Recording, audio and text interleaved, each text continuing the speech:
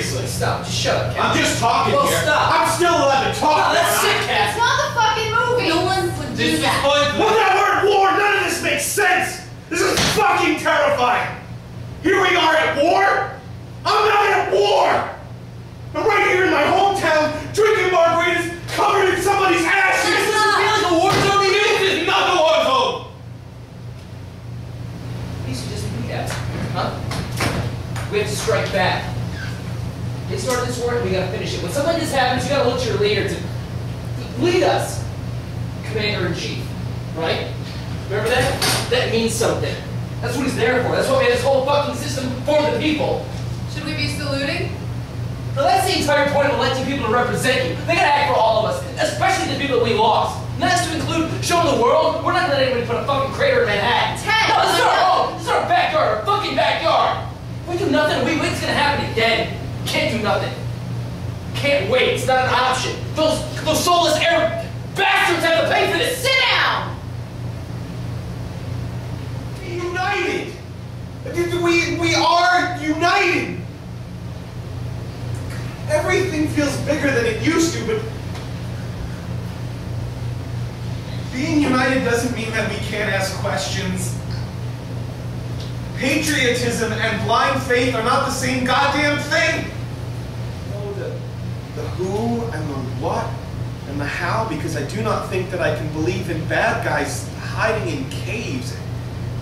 And when did really wanting to understand something become un-American?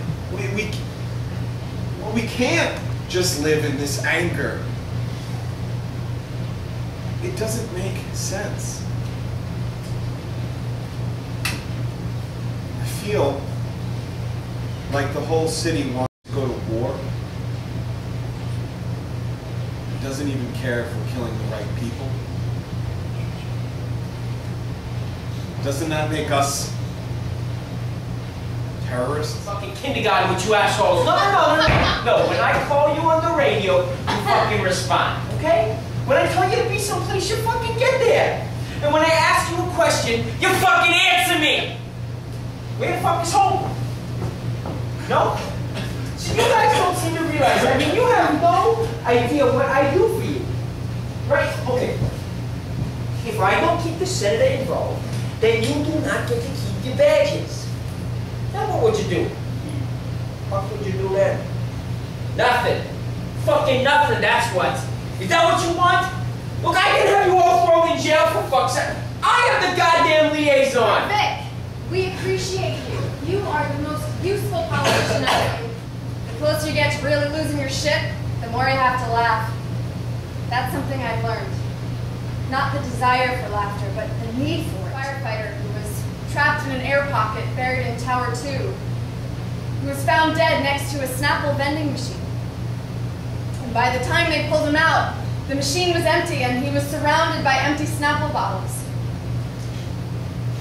They said he survived for days on Snapple, waiting to be rescued. If they'd been able to get to him in time, it would have made a hell of a commercial. Best stuff on earth. Right? You smell that? The worst part is the smell.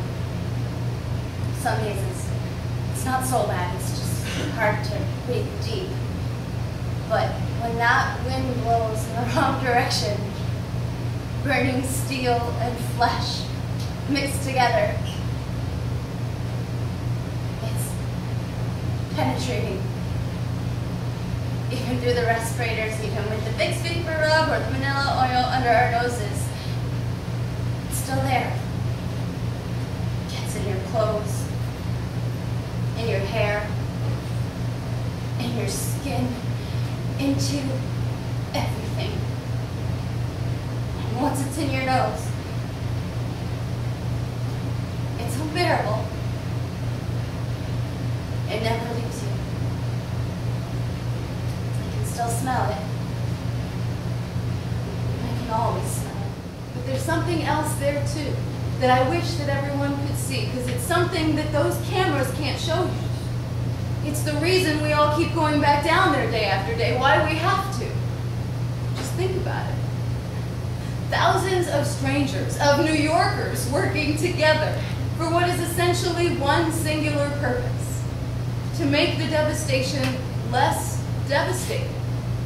You have the rescue workers there to search for the trapped and buried, the firefighters to make the pile safer for the rescue workers, the EMTs to treat any wounded along the way, and the relief workers to make sure that everybody has what they need to just keep going. And people are coming from all over North America to help us. And all the union boys, the steel workers, the carpenters, everybody's just here. And even beyond that, there are all these regular people dying to help if they could, but content to stand at the barricades holding up these signs against the freezing wind coming off the Hudson and cheering every time a truck passes in either direction on the West Side Highway. These tireless thank yous that make even the people handing out bottled water feel like heroes. And all that energy creates something. We've been calling it God on the pile.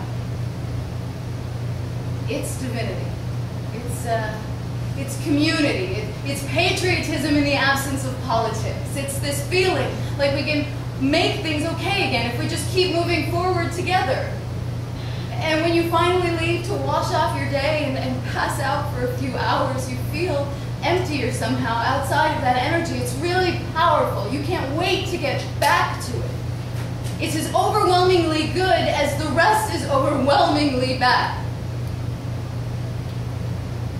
You know, I've never been religious, but I can tell you without hesitation that God exists and has taken up residence in Lower Manhattan. For at least a little while, God is New Yorkers. So then what the hell am I supposed to do when the world doesn't end and I gotta take off my hard hat and respirator? Huh? Do I just pretend it all never happened? No, everything's changed. And I picture myself going out looking for work and walking past the tourists who come to New York to get the Ice on Ground Zero t-shirts. I don't belong in that world. I belong right here, in this. Because I refuse to believe that all this is for nothing. Because what if in 10 years, 9/11 is reduced to some Lifetime movie? You know, I can survive all this, but not that. We're not being brave so everybody can just forget.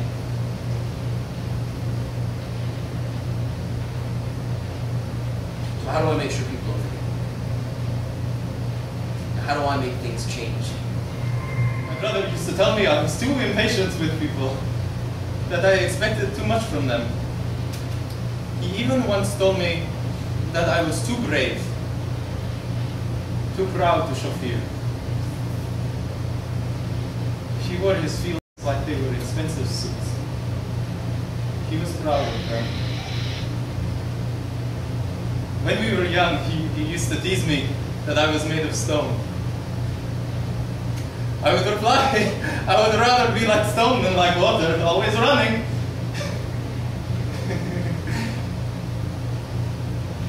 He believed the world was such an amazing place. He loved people in a way I never understood.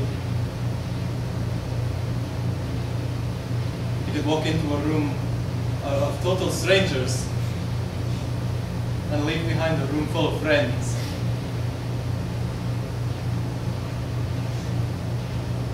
When he phoned me that morning, he sounded so young. I knew his voice and I recognized the number from his office.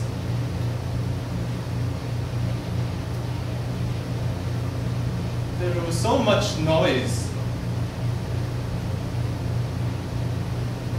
It was like he was in a storm.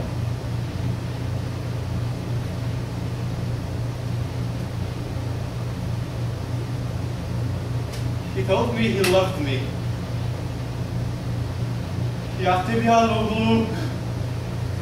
That was all he had time to say. He started to say something else, but the line went dead.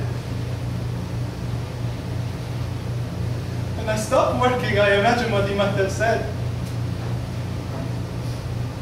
He was wrong. I am not made of stone. Think of it this way. Everything we're doing here to help is creating this kind of friction that makes a spark. So every action makes a spark, even the little stuff. Replacing somebody's burnt out boots makes a spark. Pulling bodies out of that mess, more sparks. Your hand on that guy's shoulder while he's puking. You know, even the burgers. Everything we're doing here is creating this kind of light. Just think about that and look around. I mean, all together like this, it's kind of enormous. Like it's really fucking bright out here. To make things better, we have to do it ourselves. We have to create this good that we want. And it's so simple, so small. Sparks are small. You know, I don't expect that one person can change the whole world, but if everyone just does something, the whole world will change. I know it will. It has to. Don't you see? All of this has to mean something. And all you have to do is move.